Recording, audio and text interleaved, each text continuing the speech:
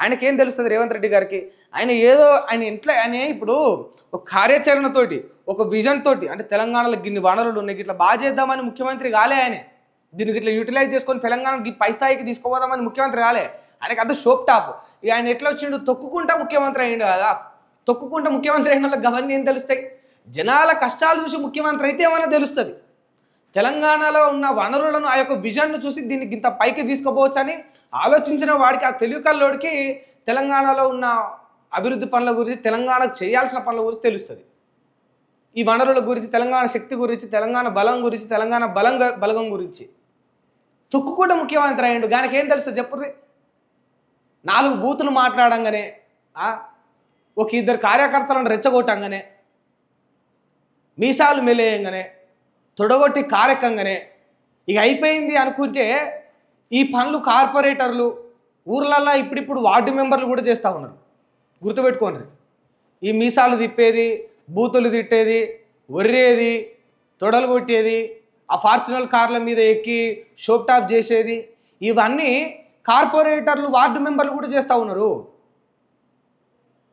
అప్పులున్నా, కష్టాలున్నా, నష్టాలున్నా దాన్ని బాగు చేయడమే ఒక ముఖ్యమంత్రి యొక్క లక్ష్యం. గుర్తుపెట్టుకోండి. అది చేతగానప్పుడు ఆ పదవి వృధా అని నువ్వు చేతగానడు నువ్వు ఒప్పుకున్నాక నీ చేతులు ఎందుకు ఇంకా పదవి? యు ఆర్ అన్ఫిట్ అని నువ్వే చెప్తా ఉన్నావు.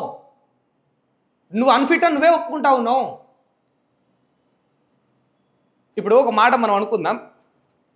కరోనా వచ్చింది, ఒక రోగమో లేకపోతే ఏదో వచ్చింది, ఒక జ్వరం వచ్చింది అనుకున్నాం. ఒక మనిషికి జ్వరం వస్తే వాడు వెంటనే ఏం చేస్తాడు? చల్లనీళ్ళు తాగడం బంద్ చేస్తాడు. ఒక డోలో 650 ఏదో ఒకటి గోళీ తెచ్చుకుంటాడు. ఇంకా ఫీవర్ ఎక్కువ ఉంటే హాస్పిటల్కి పోయి డాక్టర్ని సంప్రదించి ఓ ఇంజెక్షనో లేకపోతే గ్లూకోజో తీసుకుంటాడు. ఇది అంటే వాడి జ్వరాన్ని, వాడికి వచ్చిన రోగాన్ని నయం చేసుకునే దిశగా వాడు చేసే ప్రయత్నాలు ఇవి చేస్తాడు. ఇప్పుడు అదే వ్యక్తి అంటే ఇప్పుడు తెలంగాణ అప్పులలో ఉంది, కష్టాలలో ఉంది.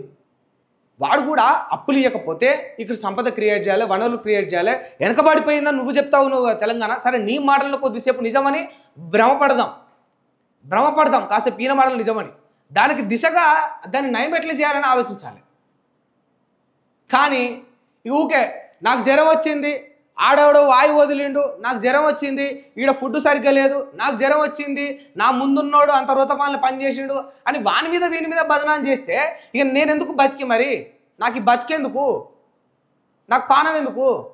నేను ఇక ఈ భూమి మీద బతికే అర్హుడిని కాదు. నేను సమస్యలు అందరికీ ఉంటాయి, కష్టాలు అందరికీ ఉంటాయి.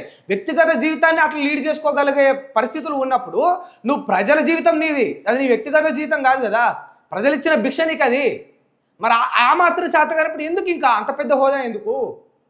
మస్తు మంది రెడీగా ఉన్నారు మీరు దిగిపోతే మంచిగా పాలించనీకి. ఏదో ఇక ప్రజలకు ఆ మోకలు ఏమి ఏర్పడలే. ఎవరిని ఎన్నుకుంటున్నాం, ఎందుకు ఎన్నుకుంటున్నాం, ఏదో ఇక 3 రంగుల జెండా బట్టి అనగానే అన్నారు హేమంత్ అన్నాను ఉరికిర్రు అట్లా. కానీ అది కాదని ఇప్పుడు వాళ్ళు కూడా రిలీజ్ అవుతూ ఉన్నారు. అరే వీడం ముఖ్యమంత్రి ఆ బాబుని ఎందుకుంటే గీడ అప్పులు గిప్పులు ఉన్నాయని చెప్పేసి పని తప్పించుకుంటున్నాని వంగలేక మంగళవారం ముచ్చట అని సామెత మస్తారులు విన్నా.